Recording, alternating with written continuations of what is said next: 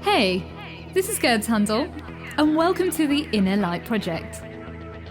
This show is for anyone who's wanting to lead a happier, healthier, and enlightened life. Create more self-love, inject more joy and abundance into their daily life. Join me for inspiring interviews and spiritual topics so you can shine your inner light.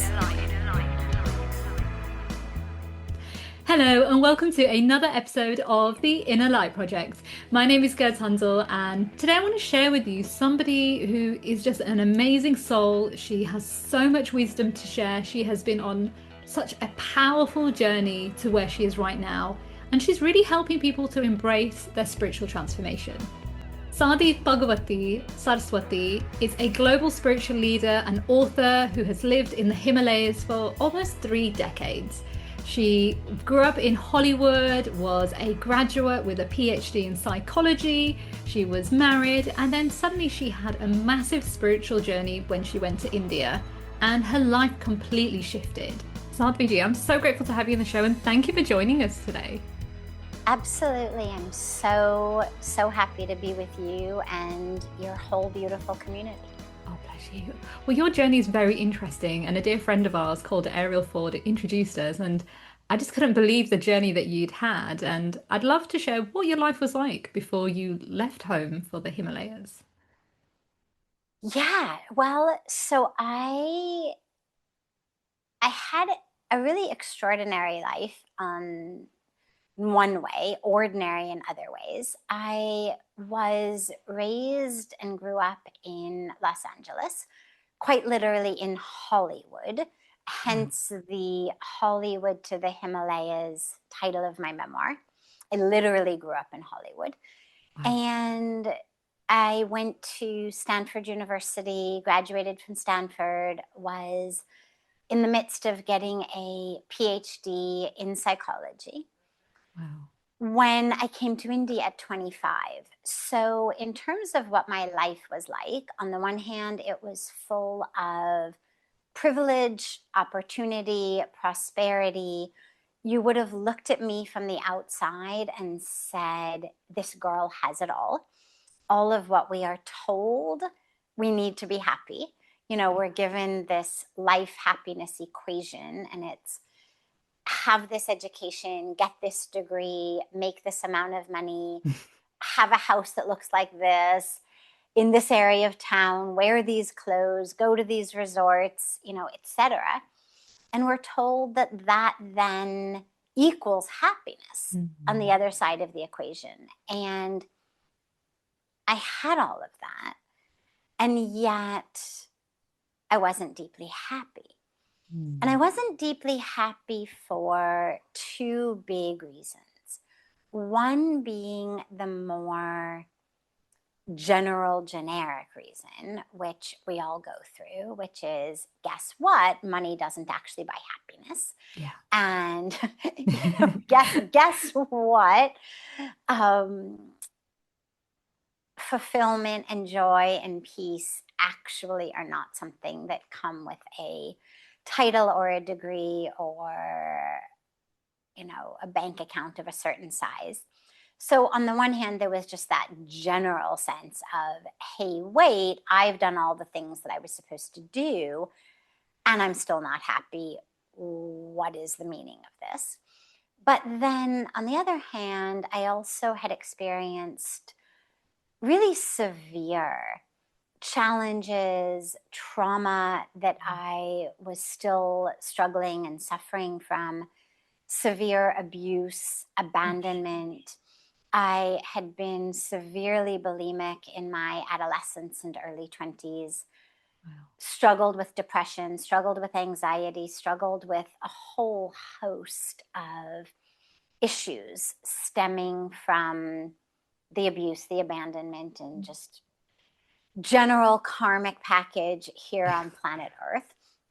And by the time I was 25, I had gotten to a place where I really felt like I was over the hump, that I was successfully managing my life. I was managing my food and managing my emotions and managing my relationships and managing my schoolwork. I was taking 21 units a quarter in a PhD program and getting straight A's. And I was succeeding on all of these external levels. And as far as what I had been taught, both explicitly as well as implicitly, what I'd seen is that managing your life is the highest goal. Nobody had ever said to me, you can be free. I I knew people who were not managing their life well, and I knew people who were managing their life well. And it seemed like the goal was to get to managing your life well. The idea that you could actually go beyond that, that you could be free of the pain, of the suffering, of the struggles, of it never, ever occurred to me. So I come to India at 25. I mean, you haven't asked me about that yet. So I'll stay with what my life was like before we came. And then we will shift into coming to India. Oh, I can see why Ariel introduced us now because it makes so much sense. Because it's funny, when I was turning 25, my life changed as well at that age. Again, I had the perfect degrees, I looked perfect on paper, I used to be a journalist, I walked away from a career in journalism at 25. I was a hot mess inside as well.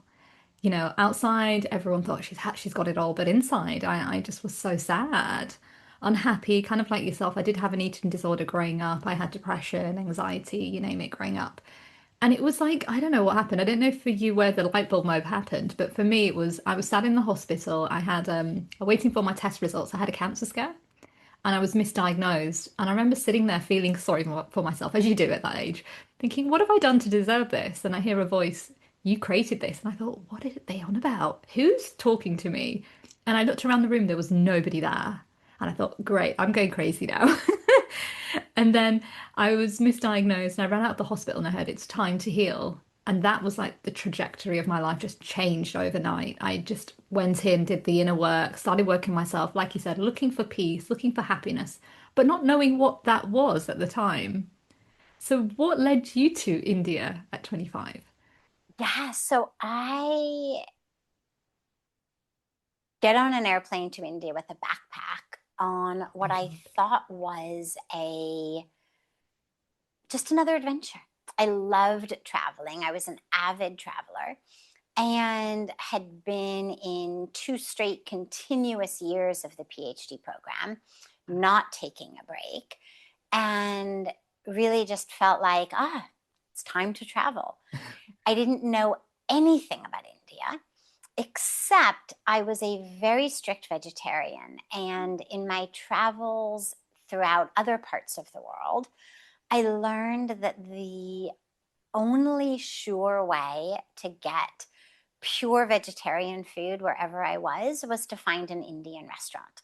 That it was the only place where nobody was going to slip eggs into something or fish into something or boil my rice in chicken broth or any one of 100 other crazy things that people do that put meat in what looks like vegetarian food.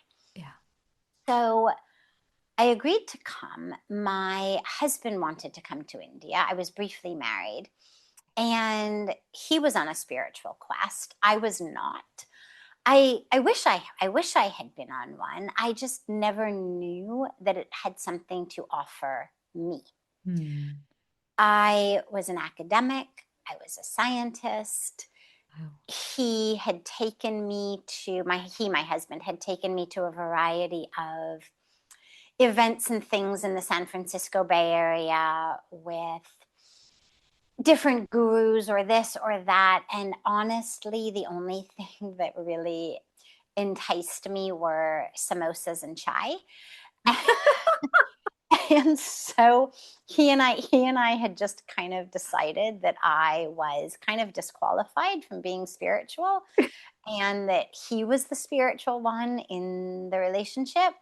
And that was okay. I mean, as I said, I didn't really know anyone who was spiritual. I mean, he was in his intention and practices, but there was nothing about the way he lived that made me feel like, oh, this is something I need to do.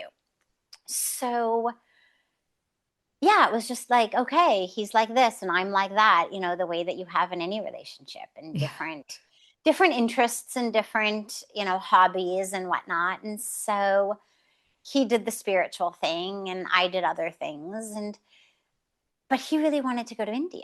And so I said yes, only A, to make him happy, but B, because I thought, well, at least I can eat happily.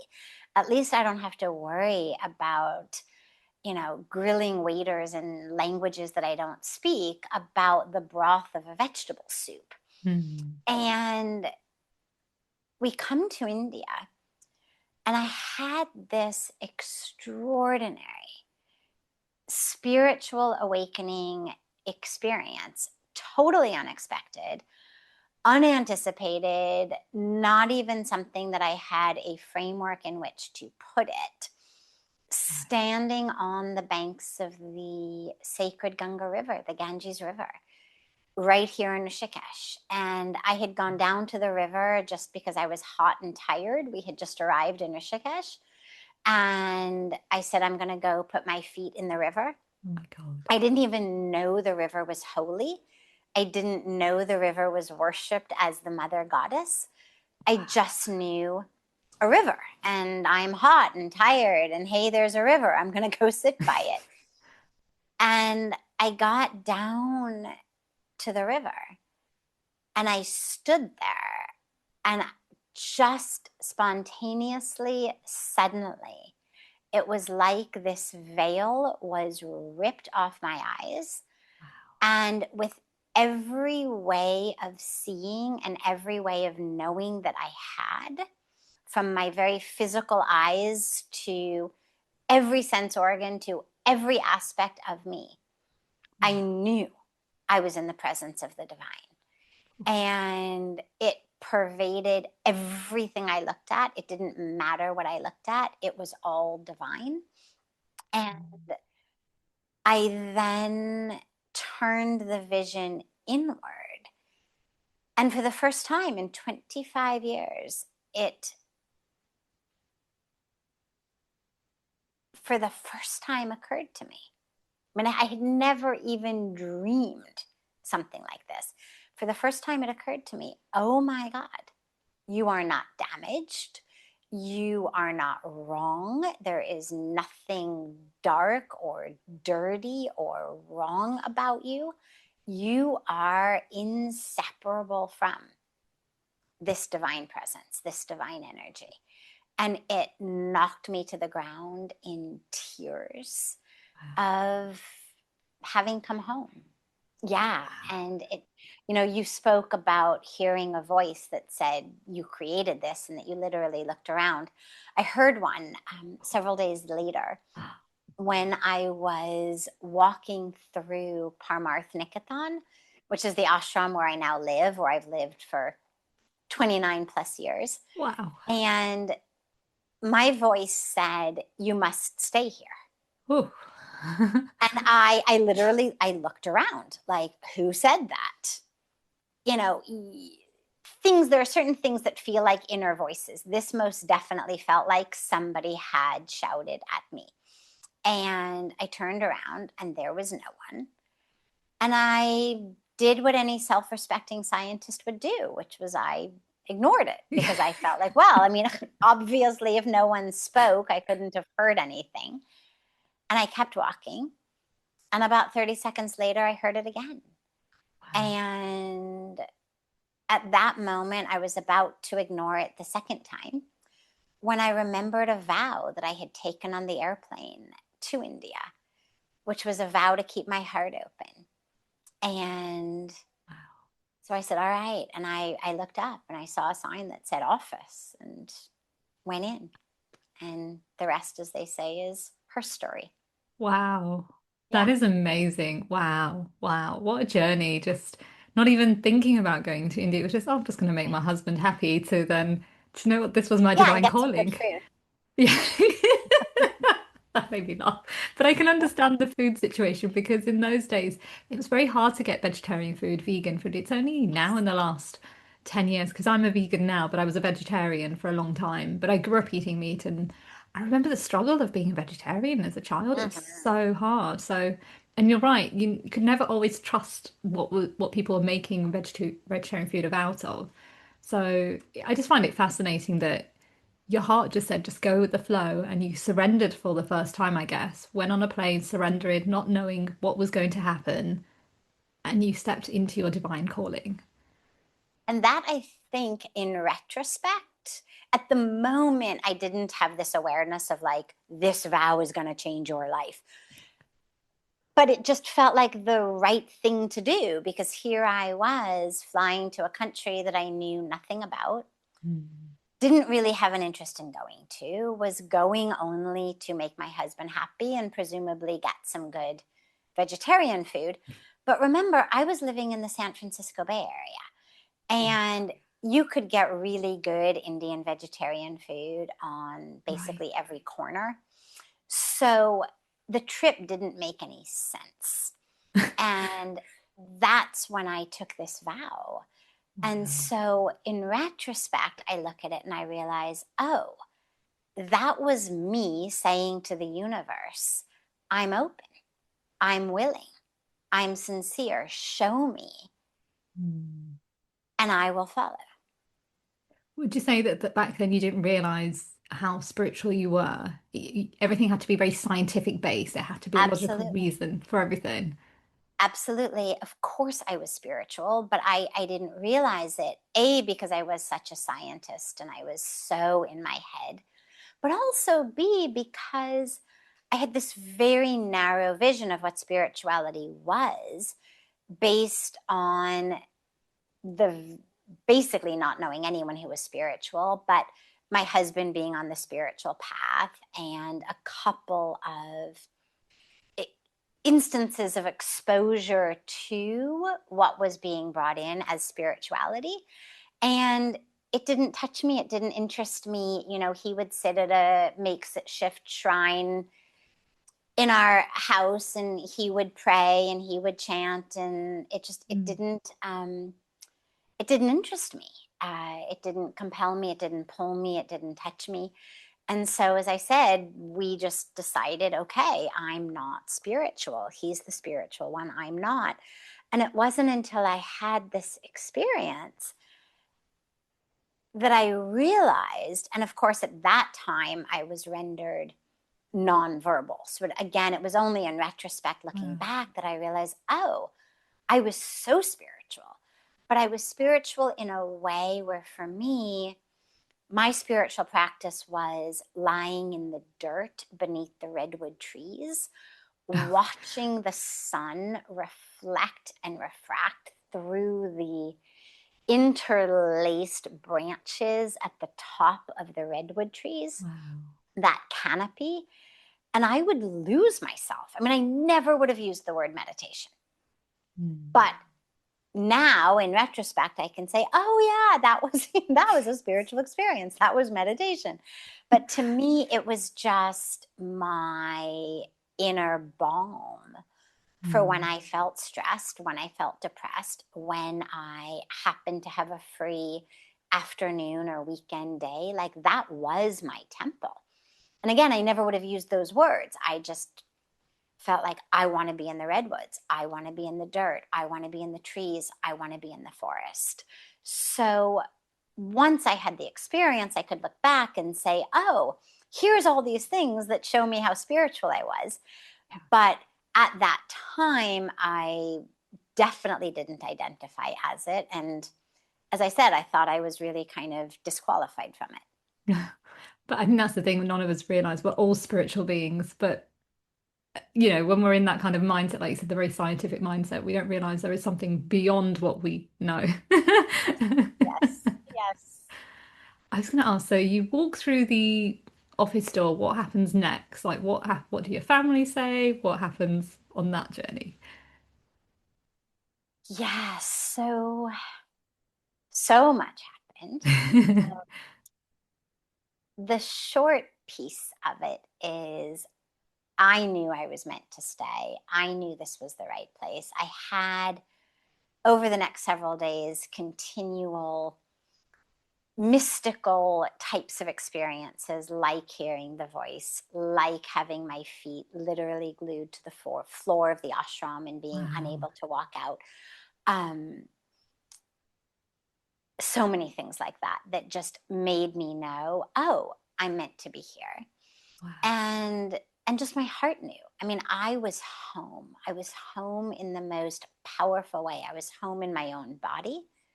I was home in my own heart. And I was home in a place that was the soil in which that had blossomed. My parents, well, my mom freaked out, as you can imagine. It's funny because I used to think, oh, I should have just been born in India. It would have been so much easier. But in retrospect, I realized, no, it was perfect, because if I were a 25-year-old good Indian girl and my mother did not want me moving to an ashram, I would not have moved to an ashram. I would have done exactly what my mother wanted.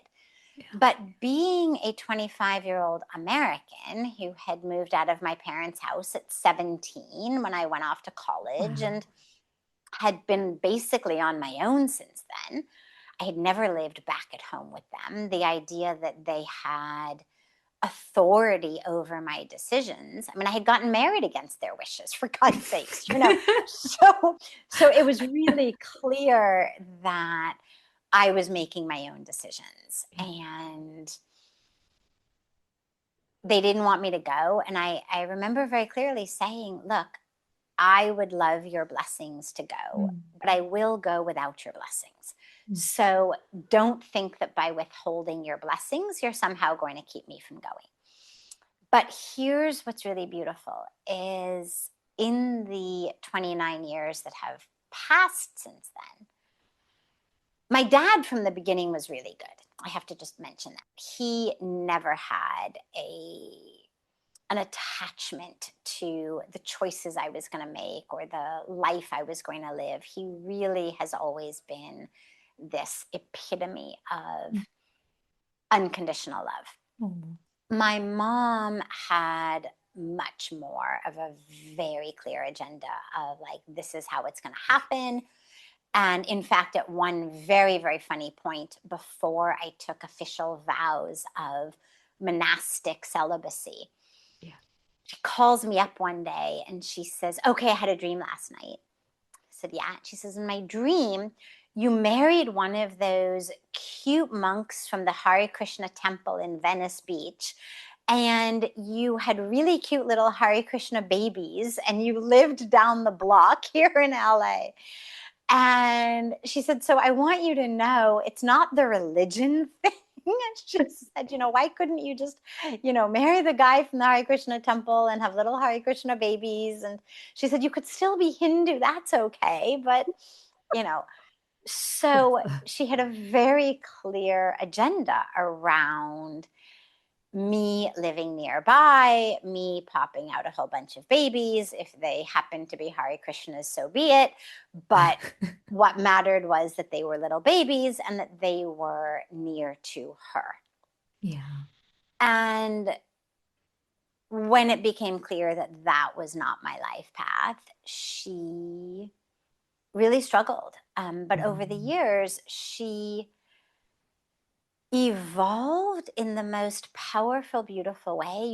It's like you kick and you scream and you fight and you try to make the world do things your way. And then when it doesn't happen, there is eventually an inner reckoning of, okay, either I can be miserable or I can be peaceful, but I'm not going to be able to change the outer situation. And the only thing I can change is my reaction to it. And so she really came around, and, she ended up so proud, so happy. She would tell everybody whenever I would come back to LA and give programs there, she would come. And people, of course, everybody's interested in what does the mother have to say. So people would ask her, how do you feel? What do you think? And she would always tell everyone, "Oh, I wish she was my mother." Oh, Yeah, isn't that sweet? She would that just is say, so "Oh, I cute. wish she was my mother." Oh, And, 4.5 years ago, she suffered a very severe brain hemorrhage. oh wow. And after 7 months of giving the doctors in Los Angeles free reign to do the very best they can at all of the best hospitals and centers and memory care centers and inpatient, outpatient, whole shebang.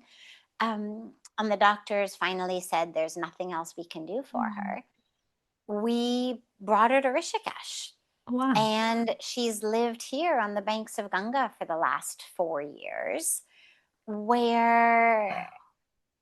she's been taken care of in just the most beautiful, beautiful way, and where everybody thought she was literally about to die when I brought her here, because it Wow. seemed like that. I mean, she had Yeah. basically stopped eating.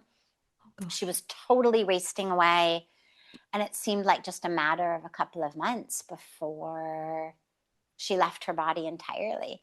And here we are 4 years later, and she's thriving. I mean, Wow. she still has no cognitive capacity, Yeah. but physically, she's doing great. She's Wow. eating, she's walking, she's standing. I mean, she's doing everything that she couldn't do in LA. So you Wow. think, okay, on a karmic level, on a cosmic level, on a Mm. level beyond my agenda of the present moment, like, this woman is gonna give up her body on the banks of the Ganga River, like, Ooh. where people, right, where people take birth after birth after birth after birth to be able to leave their bodies Mm. in Varanasi, in Haridwar, in Rishikesh, on the banks of this sacred river that grants liberation. So Wow. when you look at it from a much vaster view than just her present moment, lack of acceptance of my life choice, and you look at it in the bigger picture of her karmic journey Mm. in this lifetime, like, if I weren't here, she wouldn't be here. Yeah. Yeah. And clearly she had it in her destiny to spend her last years living in the lap of the Himalayas, living on the banks of the Ganga, and Wow. being just loved up in the most beautiful, beautiful, beautiful way by these amazing young Indian women who just Wow. adore her and care for her. Yeah. Oh, that's so beautiful. And it's so interesting how if you hadn't left, this wouldn't be her fate right now. Yep. It's Yep. almost like, If I hadn't come here, she'd be stuck in some, memory care center that they say is, the best center, and they charge you an arm and a leg. And yeah. yet every time I walked in, her one-on-one caregiver was like on her mobile phone on the other side of the room, and Wow. how they are. And Yeah. mom just kept deteriorating and deteriorating, and here she's really thriving. Wow. I believe everything is energy and how you treat people, the environment shapes how somebody is. And that just shows her being in the right and right environment has helped her to evolve, which I think is so beautiful. And I just want to go back to something that you said, which I found was quite funny about saying if you were a good Indian girl. Because I'm Indian, but I'm born in the Yes. UK. And I'll honestly say it doesn't matter if you're born in India, if you're born in America, we all have this good girl energy without Yes. realizing it. And I was kind of the same until I got to about 25. I just erupted. I was like, I'm done playing this role of being the people pleaser, the sacrificer, because that's all I knew. Yes. So I was almost raised to have a voice, but don't have a voice. It was Mm. very strange. And so I just, yeah, the anger erupted at 25. I went on a deep healing. My parents thought I was going crazy. Why is she going on this spiritual path? What's wrong with her? She's got this whole career ahead of her. And they really couldn't understand what was happening to me for a few years. But now it's so fascinating, like your mum. My mum really understands now the beauty of me letting go because I've done 13 years of inner work and understanding why women have trauma, what's the reason behind it, and as well, being around her recently, I've helped her to shift as well. She's become this new energy as well, and she's more happier and healthier. And It's so interesting when our parents are so scared to let us go because Yes, they're scared of what's out there, but not realizing that could be the most beautiful thing that their child could have. yes, yes, exactly. Beautiful. Yeah, Absolutely. yeah. So I wanted to ask you, why do you think so many people are afraid to come back home to themselves?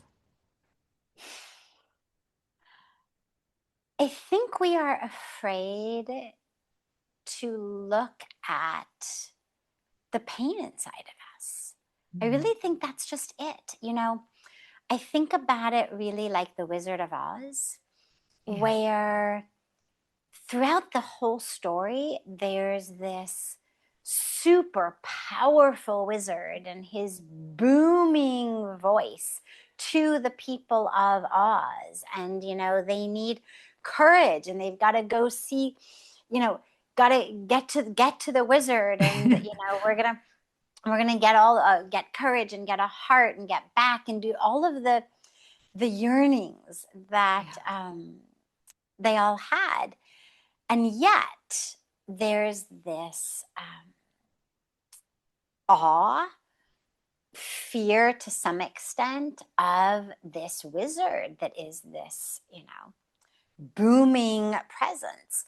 And when they get there, and of course, Dorothy's dog Toto pulls back the curtain, we Mm. see that the wizard is this tiny little man with a projector. Yeah. That he's not this towering, booming figure, but he's a little guy with a projector. And what I have experienced is that darkness inside of us is like that. When we don't look at it Mm. seems huge. It seems daunting. It seems like if anybody knew that about me, they would hate me. If I faced that, I would dissolve, I would implode, I would explode, I would cease to exist, I would fall apart. And yet, when we pull back that curtain, Yeah. what we see is, oh my God, you're not so scary. You're not so big or dark. Like, you're just this pain that I got when at this time in my childhood, this thing happened, or at this time in my development, that happened, or because my mother said this to me, or my father said that to me, or my fifth grade teacher going through a divorce said that to me, or I I saw a commercial at a particularly tender time of my life that made me feel insecure about this or that. And we internalize all of it. Mm. And we feel like we are full of wrongness. And so we turn our vision away from it. And when it gets too much, we turn to alcohol or drugs or food or busyness or distraction or pornography or whatever our thing might be Yeah. to keep us from having to sit with, oh my God, ourselves. Yeah. And then the minute we actually start looking in, it's like, there's nothing like that here. Only the curtain was dark. Like, not behind the curtain was dark. The curtain itself was dark. The minute the curtain is pulled back, you realize there's nothing but light. Yeah. And, an injured child. But Yeah. certainly nothing to be afraid of, nothing that is going to cause you to fall apart. But I think that that's why. I think that a lot of us have been scared of ourselves. And we've been really numbed to not look at ourselves, to not feel the pain. And so we get busier and busier and more addicted and more distracted, more and more convinced that, oh my God, I can't sit still because I can't look at myself. Mm. And I almost feel, and I don't know if you think this as well, but during COVID, people couldn't run away from themselves. So they had no choice. They had to face themselves. That's why a lot of people struggled with Yeah. sitting still and being in their homes and being with their family because they had to see who they truly were. There was nowhere to hide. Yes. Yes, absolutely. And it, of course, showed us the preciousness and precariousness of our life. Yeah. Yeah. It's so interesting what you're saying because, my own journey as well, when I look back, I used to use alcohol as a way to numb my pain. And then when I was 26, I let go. I'm sober for, God, yeah, 12 years now. And when I really came home to myself, you're right, that dark veil didn't mean anything anymore. It was tiny. It was just Yes. me holding myself back. And most of the projections that we have are society's views of us. But when we know, like you said, if we're whole, we're complete, then the light will always shine through. Yes. And there's a reason why we call this the inner light project, because when I had an operation, I woke up and I thought, we all have a light from within, but we forget that. And that is the We reason are why, that light. yeah, Like yeah, it's not just that we have it, but we like that is our true self. yeah. And it's, I guess it's riding through the waves of darkness to get to that light, but always knowing that we are the light. Yes. Yes. Yes. Absolutely. So I want to talk about your book, Come Okay. Home to Which one? Yourself. Okay. So tell us all about what this book is about. How is it helping people to really trust from within? So come home to yourself evolves. Well, let me step back for a moment. Okay. Hollywood to the Himalayas is my memoir, which came out first. And that's the actual journey, that's the story. I've been told that it reads like a really juicy novel, which is Hmm. such wonderful praise because, of course, that's how you would like it to read. It happens to be 100% true, but it's nice to know that it reads like that. And it's, the agony and the ecstasy of a spiritual path. It's my pain, my suffering that brought me the healing that I experienced when I got here, how I let go, how I experienced the change. And then, of course, the lessons in this agony and ecstasy of living a spiritual life, which when I wrote it had been for 25 years, and what it's like to be celibate and what it's like to be a woman in a man's world and all of the lessons that I learned as I learned them. So again, it read like a novel. Mm. Lessons were given as I was learning them. Come Home to Yourself is a book of teachings. It is a book that has a very interesting genesis, actually. Every evening, I have the beautiful blessing of sharing what we call satsang, which is the Sanskrit word literally means the association of truth, the presence of truth. But in a practical way, it's an open gathering. People come from all over the world. It's right after our evening Ganga Arati, right after the evening prayer ceremony on the banks of the river. Wow. And people come. There's no preset speech or topic or theme. People come and they ask questions. And together we dive into the truth of ourselves through those different questions. And it's live streamed on YouTube and a variety of different channels. And the book is edited transcriptions from the live streams of the Wow. evening satsang.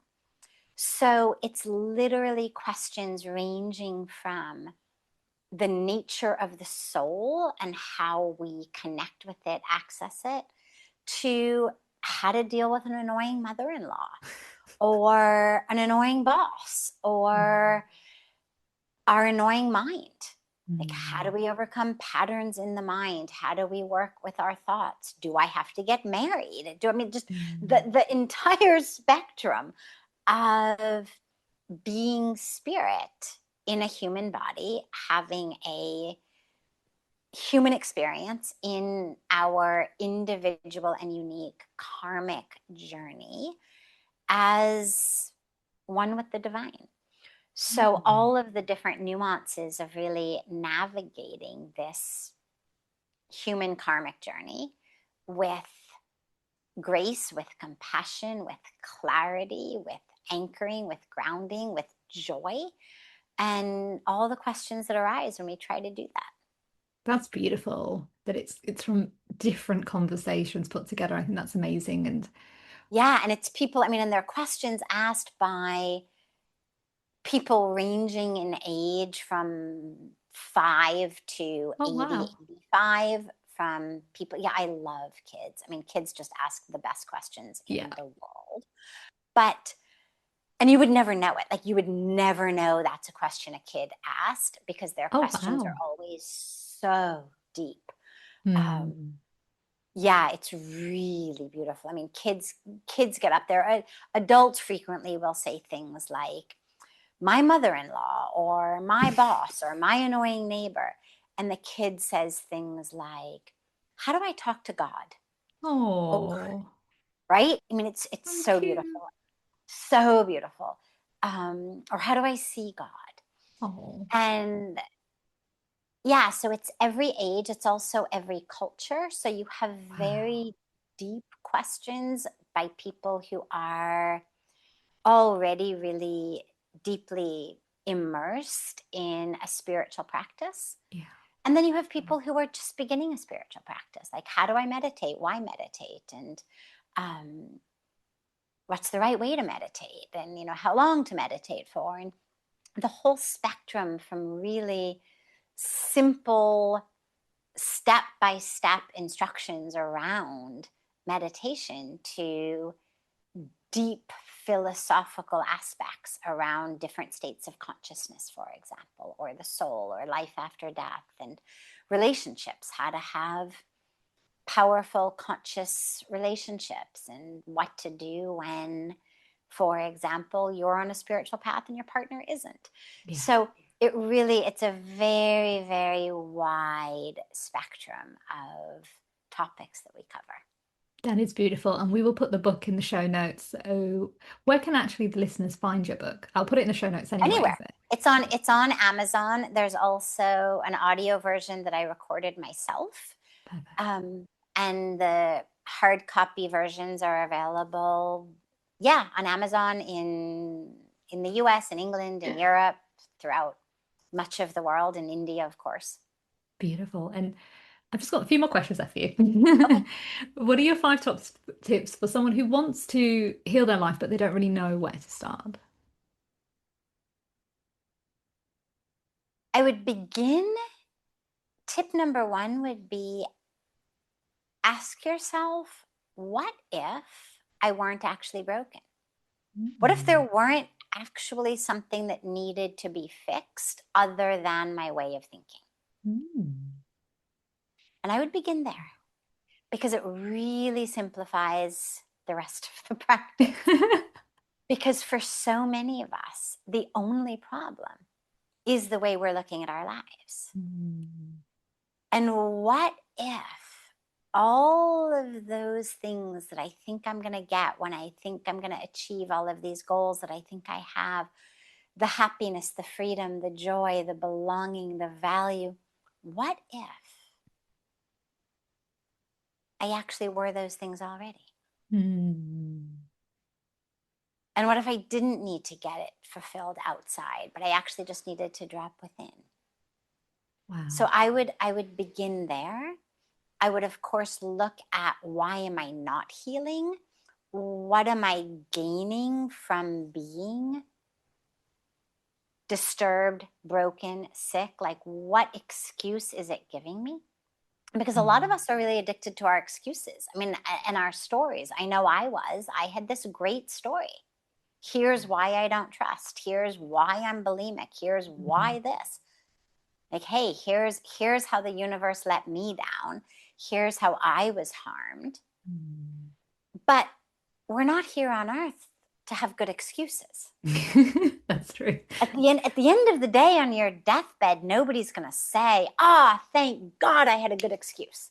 At the end of the day, on our deathbed, you want to know that you have lived your life to the fullest. Yeah. You don't want to just have had a good excuse. Mm. And so I would really look at, where is my story and my excuse keeping me satisfied, when actually I should be prepared to let it go, so that I can actually step into the fullness of my life. Wow. Yeah. And then Then I would say, ask yourself, what grudges and anger am I holding? Because so frequently it keeps us stuck.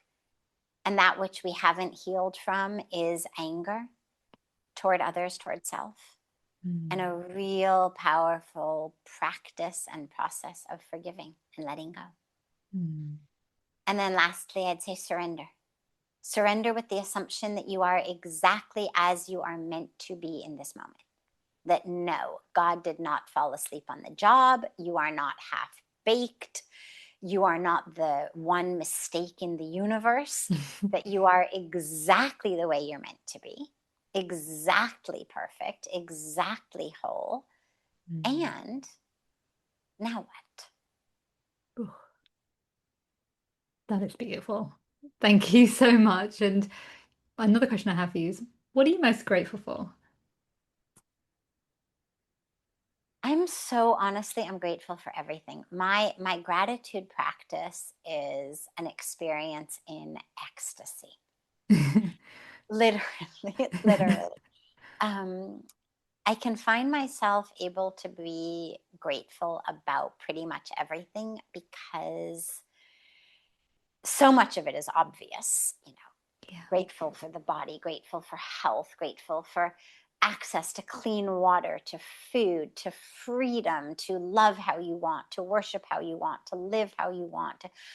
All of this puts us in the 0.1% of fortunate in the universe, in the world.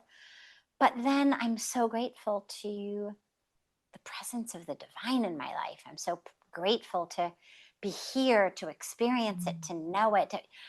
It's never ending. But even things that are challenges, the moment you take it deeper, I'm so grateful to be able to see through what seems to be this awful situation into that light of me that at the moment is shining upon something that looks like a huge insurmountable challenge. Yeah. But I'm the light. I'm not the challenge. And what we are aware of now is a moment of challenge. And what we're going to be aware of in an hour or a week or a month is a different moment. But I'm the light of awareness. I'm the subject, not the object. Wow. That's so interesting. I've never really seen it that way. Yeah. Yeah, everything is. It is like that, right? You say, Yeah. I'm angry. Well, who's the one? Who's the one who's angry, right? It's you. It's well, it's not you. You're Oh. the one aware that there is anger happening. If you say I'm angry, then you are identifying as the object because somebody's aware that there's anger. There's somebody noticing anger and commenting on anger. Yeah. I am the one who's aware, which means I'm the subject. Anger is the object. I am aware of the anger. I'm the awareness. I see what you're saying. So you're saying you're detached from that situation. You have a choice whether to be connected to it or not. Well, it's not about disconnection. It's not about indifference. It's not about apathy. It's not about numbness or dissociation. It's about identification as the light. If I have a flashlight in my hands, I can shine it on this camera in front of me. Yeah. I can shine it on my knee. I can shine it on this pillow. I can shine it on the chair over there. I can shine it on the sweet young man sitting there with the camera. But I'm the light. Yeah. And sometimes in our lives, that light shines upon anger. Sometimes it shines upon joy. Sometimes it shines upon prosperity. Sometimes it shines upon poverty. Sometimes it shines upon a sunny day. Sometimes it shines upon a rainy day. Yeah. But we are that which is aware. And what I'm aware of may be a challenging moment. But I'm the awareness. I'm not the challenge. Yeah. Yeah. Wow. Thank you so much, Sadhviji, for being on the show and sharing your wisdom with us all and, really trusting the wisdom from within to come back home to yourself because we wouldn't be having this conversation right now if you hadn't trusted and surrendered in your medicine. Absolutely. And sorry for dropping you into like graduate school Advaita Vedanta for the 30 seconds at the end of the No, no, that's conversation. okay. But Honestly, that is, but it is, that's like, advanced philosophy. But that's okay.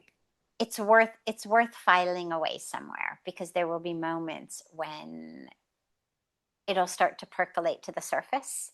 And I'll Yeah, be like, oh yeah, oh yeah, oh, this is what that means. yeah. So, yes, I'm so happy to have been with you, so happy to be with your community. Bless you. And if you ever come to India, if you've got extended family and you come I visit do. us in Rishikesh, come be with us here Bless in you. this beautiful and sacred land. Wow. Yeah, no, I'll definitely be visiting. I haven't been back in 10 years, I'm not gonna lie. So, but I will definitely come and visit. And no, thank you for the advice at the end. Everything is a learning curve, right?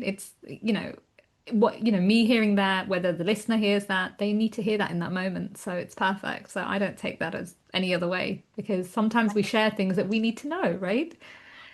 Yeah. Absolutely. We learn from each Absolutely. other. That's the wisdom, right? So, I love those conversations when you don't know somebody fully and you just get this pocket of wisdom. You're like, oh, wow, I never thought of it that way. Just like we had this conversation at the end, and I thought my brain was going, oh, I was thinking of a situation as you were saying it. I'm like, oh, wow, I never saw it in that way. Yeah. Yeah. Yeah, yeah. Absolutely. But honestly, thank you so much. Of Like your course. Of your course. journey is beautiful, and I love that you really came home because a lot of people are afraid to do that, right? And the reason we have people on the podcast is to shine that inner light, to say, how what was your life like before? How are you now helping people? And if you hadn't trust that, you wouldn't be in the light. So yeah, yeah. Wow, what an amazing episode with Sadhvi. So much wisdom, so much knowledge, and just so much inner work. It's so beautiful to hear what it feels like to come back home to self. And I think if any of you are suffering right now, do check out her book. I will share it in the show notes and just really trust the wisdom from within because I know when I started my journey in 2012, it was all about coming back to home of self. When you peel off the layers, the cultural, ancestral, financial, you name it, layers, we are then able to come back to who we're meant to be in this world. And I just think that there is so much we can learn from each other and we can evolve when we learn and we surrender to that inner light. Unfortunately, that's the end of the show. Before I leave, I want to leave you with this quote. Because true belonging only happens when we present our authentic, imperfect self to the world. Our sense of belonging can never be greater than our level of self-acceptance. That's a quote by Brene Brown. For more information about the show or how you can find Sadhvi's information, visit the show notes down below or visit www.gurdshandle.com. And if you're struggling to do the inner work, visit our website at www.gurdshandle.com and we have lots of information there to help you really come back home to yourself. And I just want to say that trust the wisdom from within. The more you trust yourself, the more you can trust in who you're meant to be in this world. Take care, my sisters.